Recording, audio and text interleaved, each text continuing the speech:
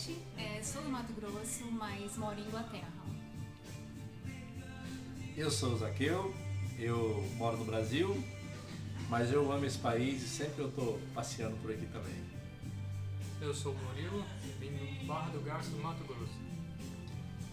Eu sou o Salvador, também moro em Barra do Garça, na mesma cidade que o Zaqueu. Lembrando que o Murilo é meu filho, sempre me acompanhou nessas grandes viagens aí, então alguns quilômetros rodados juntos. Então, eu e o Salvador, a gente já roda há muito tempo. O nosso hobby, a gente faz isso para descansar as adversidades do trabalho, do dia a dia. E quando a gente quer descansar um pouco, a gente atravessa alguns países de moto para a gente descansar um pouco a cabeça. E em 99 nós já estávamos rodando a América do Sul. A gente foi para Machu Picchu de moto, na época sem Google, sem internet, sem mapa, sem GPS, sem nada, tudo ainda viria a ser inventado. E a gente fez a primeira viagem fora do país, nessa viagem, Machu Picchu, pro Peru. E a gente chegou do Peru, como é um pouco ao norte, a gente já chegou com a ideia de ir para Ushuaia, que é o extremo sul do continente americano. Para quem não sabe, Ushuaia é a última cidade no mapa.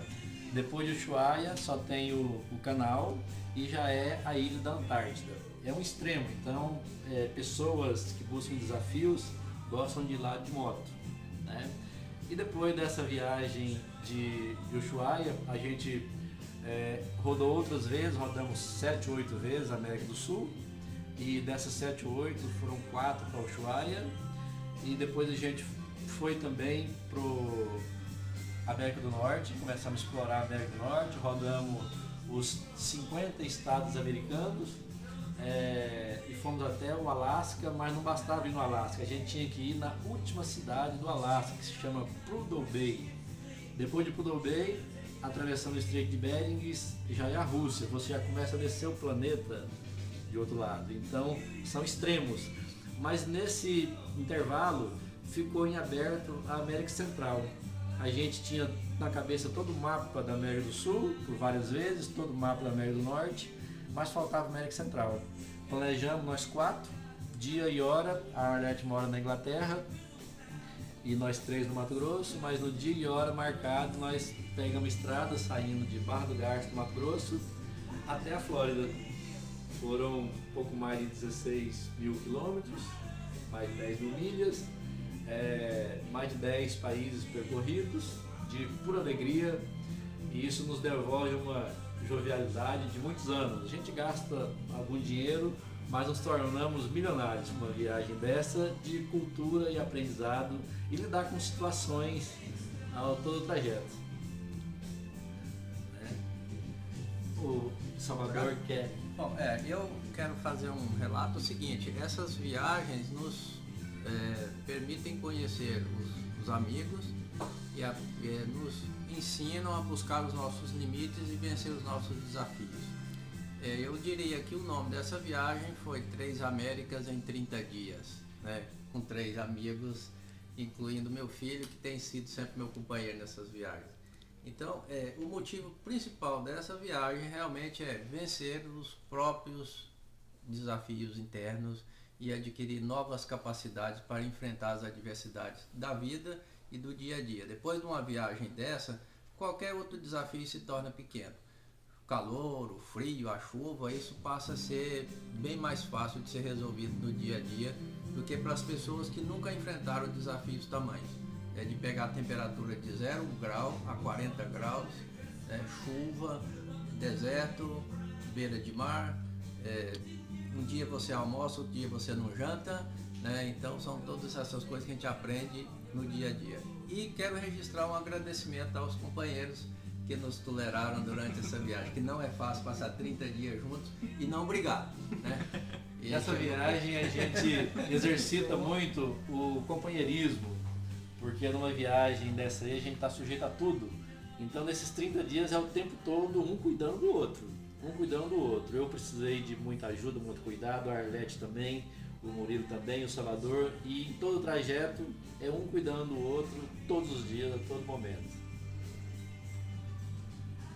Bom, tudo que eu acho que eu tirei disso é quão grandiosa é a nossa vida, o quanto nós temos e a gente sempre acha que precisa de mais e não tem necessidade.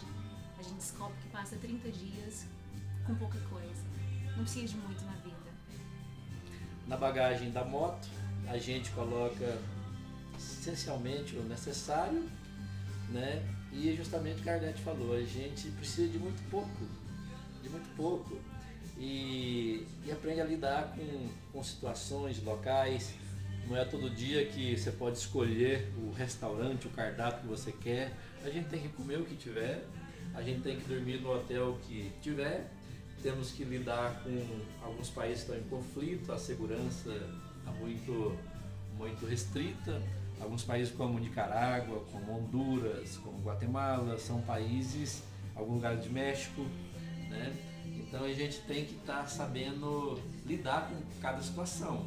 Não tivemos um único problema quanto a isso.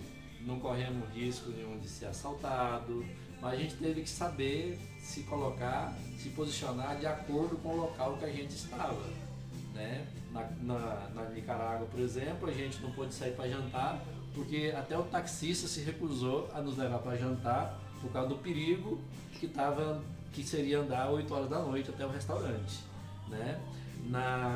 Em Honduras, é um simples local de beira de estrada que a gente parava para tomar café. Enquanto você está tomando café, tinha 2 pessoas com metralhadora, com fuzil, rodeando a nossa mesa, fazendo a segurança, por causa que lá é rotina no país. A segurança lá é assim que funciona, né? Mas em todo o trajeto não encontramos ninguém que quisesse fazer algum mal com a gente já se defendeu dele, já resolveu o problema antes mesmo dele acontecer. E a nossa viagem foi pura alegria, muita harmonia. E se a gente tivesse o tempo, porque todos nós trabalhamos, somos muito ocupados, né? Eu sou empresário, a Arlete vai falar do trabalho dela também, o Salvador do dele. E todos nós estamos aqui com o dia e a hora contado para voltar para as nossas funções de trabalhar. Mas se nós tivéssemos o tempo, a gente voltava para o Brasil andando novamente para aprender um pouco mais, viver um pouco mais dessa experiência. Bom, eu também só tenho assim, a agradecer muito aos companheiros, aos bons companheiros, o que não é fácil de se encontrar hoje em dia.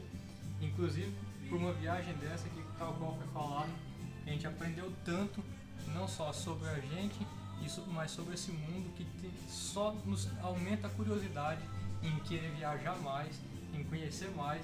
E é claro, se a gente tivesse que voltar, seria uma outra viagem com novas histórias.